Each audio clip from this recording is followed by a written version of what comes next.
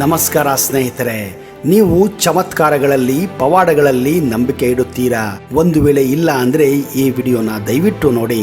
ಆಮೇಲೆ ನೀವು ಕೂಡ ಚಮತ್ಕಾರಗಳನ್ನ ಪವಾಡಗಳನ್ನ ನಂಬುತ್ತೀರಾ ಅನ್ನೋ ನಂಬಿಕೆ ನಮಗೂ ಇದೆ. ಆದ್ರೆ ಈ ವಿಡಿಯೋನ ಕೊನೆವರೆಗೂ ನೋಡಿ, ಯಾಕಂದರೆ ಇದು ಹೃದಯವನ್ನು ಮಿಡಿಯುವಂತಹ ಒಂದು ಚಮತ್ಕಾರದ ಕಥೆಯಾಗಿದೆ. ಇದು 4 ವರ್ಷದ ಹುಡುಗ, ಅವನ ಹೆಸರು ಸಾರುವಿನ ಅದ್ಭುತ ಕಥೆಯಾಗಿದೆ. ಈ ಸಾರುವಿನ ಜನ್ಮ ಒಂದು ಕಡು ಬಡ ಕುಟುಂಬದಲ್ಲಿ ಆಗಿತ್ತು. ಈ ಪರಿವಾರವನ್ನ ಅವನ ಅಣ್ಣ ರಾಜು ನಡೆಸುತ್ತಿದ್ದ. ರಾಜು ಹೆಚ್ಚಾಗಿ ಒಂದು ರೈಲ್ವೆ ಸ್ಟೇಷನ್ ಅಲ್ಲಿ ರೈಲ್ವೆ ಬೋಗಿಗಳನ್ನ ಕ್ಲೀನ್ ಮಾಡಿ ಇಡೀ ಕುಟುಂಬವನ್ನೇ ನಡೆಸುತ್ತಿದ್ದ. ಜೊತೆಗೆ ಸಾರುವಿನ ತಾಯಿ ಬೇರೆ ಬೇರೆಯವರ ಮನೆಯಲ್ಲಿ ಚಿಕ್ಕ ಪುಟ್ಟ ಕೆಲಸ ಮಾಡುತ್ತಾ ಈ ಕುಟುಂಬವನ್ನ ನಡೆಸುತ್ತಿದ್ದಳು.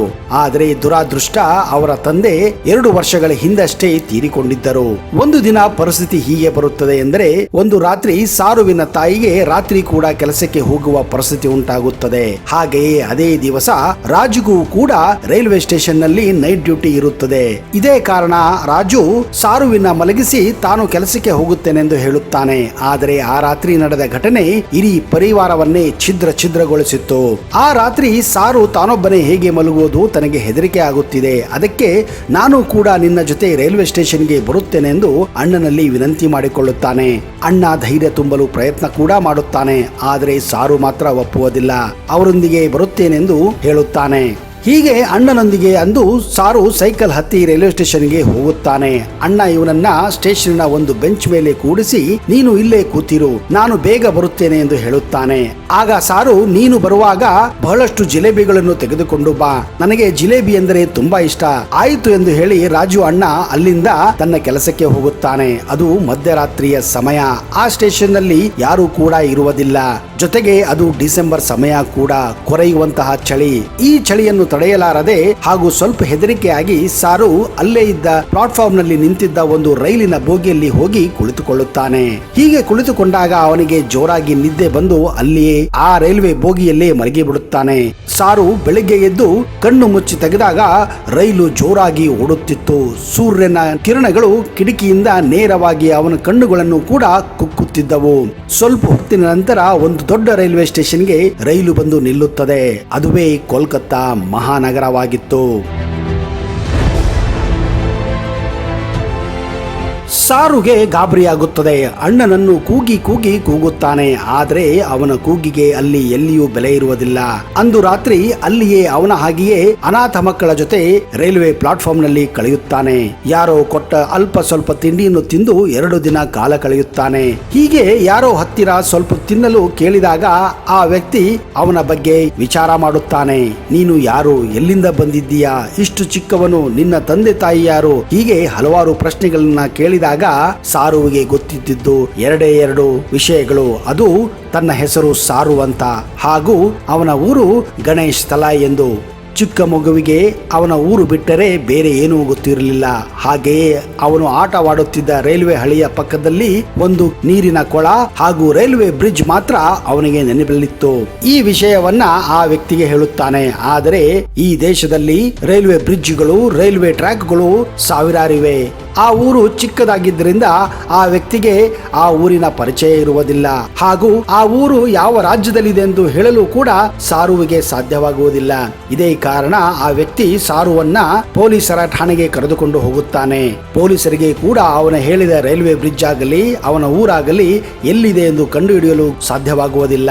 ಮುಂದೆ ಪೊಲೀಸ್ ಅಧಿಕಾರಿ ಆ ಹುಡುಗನನ್ನ ಒಂದು ಅನಾಥಾಶ್ರಮಕ್ಕೆ ಸೇರಿಸುತ್ತಾನೆ.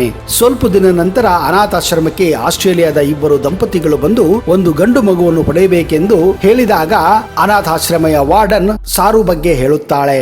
ಕೊನೆಗೆ ಆ ಆಸ್ಟ್ರೇಲಿಯನ್ ದಂಪತಿಗಳು ಸಾರುವನ್ನ ಸೆಲೆಕ್ಟ್ ಮಾಡಿ ಅವನನ್ನ ಅವರ ಜೊತೆ ಆಸ್ಟ್ರೇಲಿಯಾಗೆ ಕರೆದುಕೊಂಡು ಹೋಗುತ್ತಾರೆ. ಮುಂದೆ ಆಸ್ಟ್ರೇಲಿಯಾದಲ್ಲಿ ಸಾರು ಇದೇ ಕುಟುಂಬದ ಜೊತೆ ಕಾಲ ಕಳೆಯುತ್ತಾನೆ. ಅಲ್ಲಿಯ ಒಂದು ಶಾಲೆಯಲ್ಲಿ ಆ ದಂಪತಿಗಳು ಸಾರುವನ್ನ ಸೇರಿಸುತ್ತಾರೆ. ಹಾಗೆಯೇ ಮುಂದೆ ಸಾರು ಕಾಲೇಜು ಕೂಡ ಸೇರಿಕೊಳ್ಳುತ್ತಾನೆ. ಹೀಗೆ 17 ವರ್ಷದಲ್ಲಿದ್ದಾಗ ಸಾರುವಿಗೆ ಗೊತ್ತಾಗುತ್ತದೆ ಅವನ ನಿಜವಾದ ತಂದೆ ತಾಯಿ ಬೇರೆಯೇ ಆಗಿದ್ದಾರೆ, ಅವರು ಭಾರತದಲ್ಲಿದ್ದಾರೆ ಎಂದು ಅವನಿಗೆ ಗೊತ್ತಾಗುತ್ತದೆ. ಇದನ್ನರಿತ ಸಾರು ರಾತ್ರಿಯೆಲ್ಲ ನಿದ್ದೆಯೇ ಬರುವುದಿಲ್ಲ. ಒಂದು ದಿನ ಅವನು ತನ್ನ ಸ್ನೇಹಿತರೊಂದಿಗೆ ಪಾರ್ಟಿ ಮಾಡುವಾಗ ಈ ವಿಷಯವನ್ನ ಅವನ ಸ್ನೇಹಿತನಿಗೆ ಪ್ರಸ್ತಾಪಿಸುತ್ತಾನೆ. ಆಗ ಆ ಸ್ನೇಹಿತ, ನೀನು ನಿನ್ನ ಊರು ಯಾವುದು ಎಂದು ಹೇಳಿದರೆ ನಿಮ್ಮ ತಂದೆ ತಾಯಿಯನ್ನು ಕೂಡ ಹುಡುಕಬಹುದು ಎಂದು ಅವನಿಗೆ ಸಲಹೆ ಕೊಡುತ್ತಾನೆ. ಆದರೆ ಸಾರುಗೆ ಗೊತ್ತಿರುವ ಒಂದೇ ಒಂದು ವಿಷಯ, ಅದು ಅವನ ಊರ ಹೆಸರು ಗಣೇಶ್ ತಲಾಯ್ ಮತ್ತು ಒಂದು ಹಳೆಯ ರೈಲ್ವೆ ಬ್ರಿಡ್ಜು ಹಾಗೂ ಅದರ ಪಕ್ಕದಲ್ಲಿರುವ ಒಂದು ಕೆರೆ. ಇಷ್ಟು ಮಾತ್ರ ಸಾರುಗೆ ಗೊತ್ತಿತ್ತು. ಆಗ ಆ ಸ್ನೇಹಿತ ಸಾರುಗೆ ಒಂದು ಒಳ್ಳೆಯ ಸಲಹೆ ಕೊಡುತ್ತಾನೆ. ಅದೇನೆಂದರೆ, ಗೂಗಲ್ ಮ್ಯಾಪ್ ಅನ್ನ ಬಳಸಿ ಸೇತುವೆಯನ್ನು ಕಂಡುಹಿಡಿ, ಹಾಗೂ ನೀನು ಕೋಲ್ಕತ್ತಾಗೆ ಹೇಗೆ ಬಂದೆ, ಕೋಲ್ಕತ್ತಾ ಬರಲು ಎಷ್ಟು ಸಮಯ ಬೇಕಾಯಿತು, ಈ ಎಲ್ಲವನ್ನ ಲೆಕ್ಕಾಚಾರ ಹಾಕು. ನೀನು ಹೇಳ್ತಾ ಇದ್ದೀಯಾ ಕೋಲ್ಕತ್ತಾದಿಂದ ಒಂದು ರಾತ್ರಿಯಲ್ಲಿ ನೀನು ಆ ಊರಿನಿಂದ ಬಂದು ಕೋಲ್ಕತ್ತಾಗೆ ತಲುಪಿದೆ ಎಂದು. ಹಾಗಾದ್ರೆ ಕೋಲ್ಕತ್ತಾಗೆ ಒಂದು ರಾತ್ರಿಯಲ್ಲಿ ತಲುಪಬಹುದಂತ ಊರುಗಳ ಲೆಕ್ಕಾಚಾರ ಹಾಕಿದರೆ ನಿನ್ನ ಊರು ನೀನು ಕಂಡು ಹಿಡಿಯಬಹುದೆಂದು, ಹಾಗೂ ಅದರ ಜೊತೆ ನಿನ್ನ ತಾಯಿ ಹಾಗೂ ಅಣ್ಣನನ್ನ ಕೂಡ ನೀನು ಕಾಣಬಹುದು ಎಂದು. ಈ ಸಲಹೆ ಪಡೆದುಕೊಂಡ ಸಾಹು ಮುಂದೆ 5 ವರ್ಷಗಳ ಕಾಲ ಸತತವಾಗಿ ಗೂಗಲ್ ಮ್ಯಾಪ್ ಅನ್ನು ಬಳಸಿ ತನ್ನ ಊರನ್ನು ಹುಡುಕಲು ಪ್ರಾರಂಭಿಸುತ್ತಾನೆ. ಇದೇ ನೋಡಿ ಸ್ನೇಹಿತರೆ, ಟೆಕ್ನಾಲಜಿ ಮಾಡಿದ ಕಮಾಲ್. ಹಾಗೂ ಅದನ್ನು ಸರಿಯಾಗಿ ಬಳಸಿದರೆ ನಾವು ಏನೆಲ್ಲ ಸಾಧನೆ ಮಾಡಬಹುದೆಂದು ಈ ಒಂದು ಕತೆ ಹೇಳುತ್ತದೆ. ಗೂಗಲ್ ಮ್ಯಾಪ್ ಬಳಸಿ ಕೊನೆಗೆ ಸಾರುಗೆ ತನ್ನ ಊರು ಗಣೇಶ್ ತಲಾಯ್ ಸಿಕ್ಕೇ ಬಿಟ್ಟಿತು.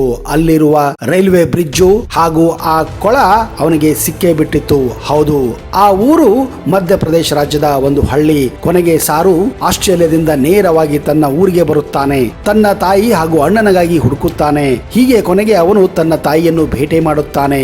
ಅವನ ತಾಯಿ ಇದನ್ನು ಕಂಡು ಆಶ್ಚರ್ಯ ಜೊತೆಗೆ ಸಂತೋಷ ಕೂಡ ಪಡೆಯುತ್ತಾಳೆ. ಕಾರಣ ಅವಳು ಕೂಡ ಒಂದಿಲ್ಲ ಒಂದು ದಿನ ತನ್ನ ಮಗ ಬಂದೇ ಬರುತ್ತಾನೆ ಎಂದು ಭರವಸೆ ಇತ್ತು.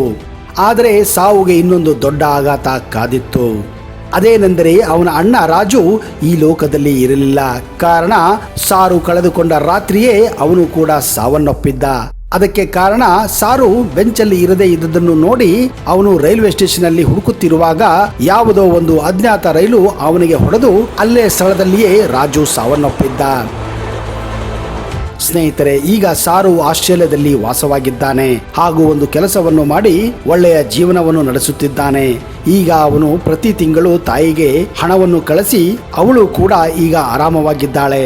ಅಂದ ಹಾಗೆ ಈ ಘಟನೆ ನಡೆದಿದ್ದು 1987ರಲ್ಲಿ.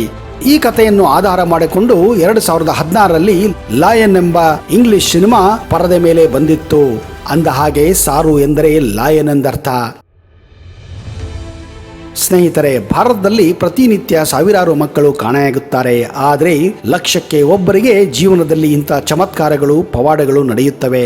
ನಾನು ಹೇಳುವುದು ಒಂದೇ, ಹುಟ್ಟಿಸಿದ ಆ ದೇವರ ಮೇಲೆ ಭರವಸೆ ಇರಲಿ ಹಾಗೂ ಜೀವನದಲ್ಲಿ ಪೇಷನ್ಸ್ ಅನ್ನುವುದು ತುಂಬಾನೇ ಮುಖ್ಯ.